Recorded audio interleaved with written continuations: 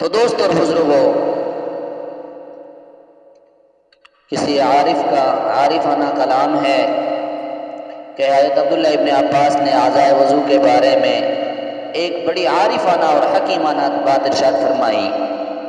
وہ فرماتے ہیں کہ وضو کرتے ہوئے سب سے پہلے ہاتھ دھونے میں اس طرف اشارہ ہے کہ وضو کرنے والا شخص جنت کے دسترخوان سے ضرور بھی ضرور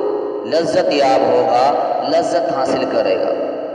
پھر دوسرے نمبر پر کلی کرنا یہ اس بات کی علامت ہے کہ یہ شخص اپنے پروردگار سے ہم کلامی کا شرف حاصل کرے گا۔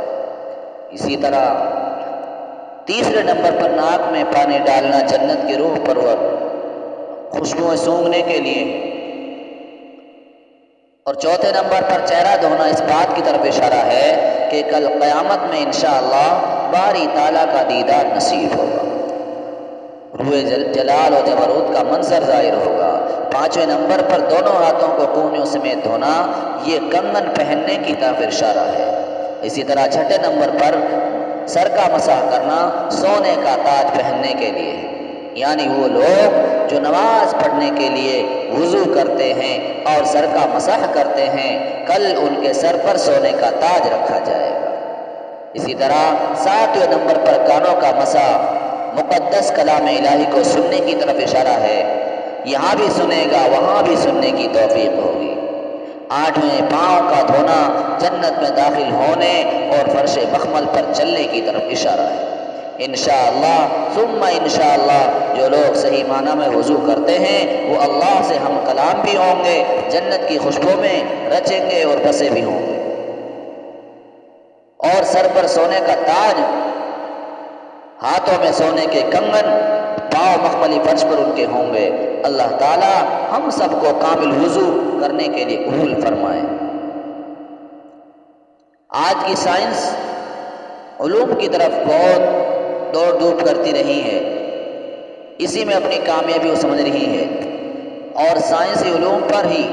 ہمارے دانشوروں کا یقین ہوتا جا رہا ہے۔ سائنس جو کہتی ہے وہ صحیح ہے، چنانچہ جرمن، جاپان اور امریکہ کے ڈاکٹر MBBS MD وغیرہ ہمارے جسم کی ساخت اور ہماری مضبوطی اور ہمارے مضبوط اور مستحکم بنانے کے لیے آج متفقہ طور پر یوں کہتے ہیں کہ ایک جسم کھلے اعضاء، ہاتھ، پاؤں، چہرہ، منہ، ناک، کان، سر، گردن وغیرہ کو مٹی سے، دھول سے، ریت سے، دھواں وغیرہ سے محفوظ رکھنا چاہیے۔ بار بار کھلے ہوئے اعضاء کو دھوتے رہنا چاہیے، اس سے بہت سی بیماریاں دور ہو جائیں گی۔ تو دوستو، سائنس کی روشنی میں اگر ہم اپنے محبوب کی سنتوں کا جائزہ لیں تو چمکتے ہوئے ستاروں اور نگینوں کی طرح نظر آئے گی۔ سائنسدان اس بات کو آج کہہ رہے ہیں، ہمارے نبی نے 1450 سال پہلے اس بات کو بتلا دیا تھا۔ چنانچہ اہل سائنس کہتے ہیں اپنے ہاتھوں کو پونچھوں تک دھو،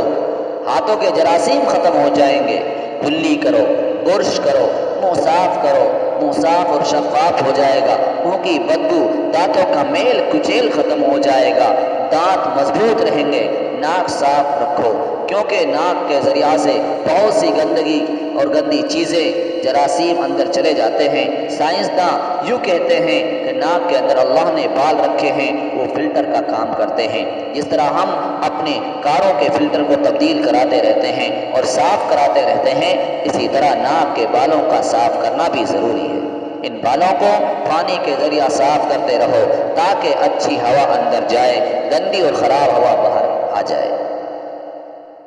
اس کے بعد چہرہ دھوتے ہیں، چہرہ کے ساتھ ساتھ آنکھیں بھی دھل جاتی ہیں۔ ڈاکٹر اور اطباء کہتے ہیں آنکھوں کو تازہ پانی سے دھونا چاہیے، کیونکہ یہ انسان کو بہت سی بیماریوں سے بچا دیتا ہے، یہاں تک کہ سفید اور کالا موتیا سے حفاظت ہو جاتی ہے۔ تو میرے محترم بزرگ اور دوستو، ہمارے آقا و مولا جناب محمد رسول اللہ صلی اللہ علیہ وسلم نے یہ ساری کی ساری باتیں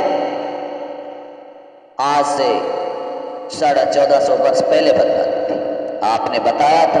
آپ نے فرمایا تھا ہاتھوں کو 3 مرتبہ دھو، کلی 3 مرتبہ کرو،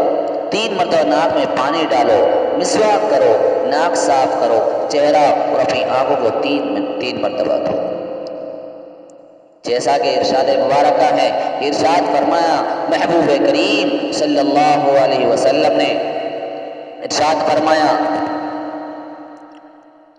حضرت عثمان ابن عفان اس کے راوی، ارشاد فرمایا محبوب کریم صلی اللہ علیہ وسلم نے فرمایا من توضأ فأحسن الوضوء خرجت خطاياه من جسده حتى تخرج من تحت أظفاره۔ حضرت عثمان ابن عفان رضی اللہ عنہ سے روایت ہے کہ رسول اللہ صلی اللہ علیہ وسلم نے ارشاد فرمایا جس نے وضو کیا اور اچھی طرح وضو کیا، یعنی سنتوں اور آداب اور مستحبات کا اہتمام کیا، تو اس کے گناہ جسم سے نکل جاتے ہیں، یہاں تک کہ اس کے ناخنوں کے نیچے سے بھی نکل جاتے ہیں۔ حضرت عثمان ابن عفان رضی اللہ عنہ فرماتے ہیں میں نے رسول اللہ صلی اللہ علیہ وسلم کو ارشاد فرماتے ہوئے سنا جو بندہ کامل وضو کرتا ہے، یعنی ہر عضو کو اچھی طرح 3 مرتبہ دھوتا ہے، اللہ تعالیٰ اس کے اگلے اور پچھلے سب گناہ معاف فرما دیتے ہیں۔ ایک جگہ ارشاد فرمایا محبوب کریم صلی اللہ علیہ وسلم نے جب کوئی بندہ وضو کرتا ہے اور وضو کرنے میں جو اپنے ہاتھ دھوتا ہے، منہ دھوتا ہے، کلی کرتا ہے، ارشاد فرمایا محبوب کریم صلی اللہ علیہ وسلم نے جب کوئی مومن بندہ وضو کرتا ہے اور اس دوران وہ کلی کرتا ہے تو اس کے منہ کے تمام گناہ دھل جاتے ہیں۔ جب بندہ ناک صاف کرتا ہے تو ناک کے تمام گناہ دھل جاتے ہیں، جب چہرہ دھوتا ہے تو چہرے کے گناہ دھل جاتے ہیں، یہاں تک کہ پلکوں کی جڑوں سے نکل جاتے ہیں۔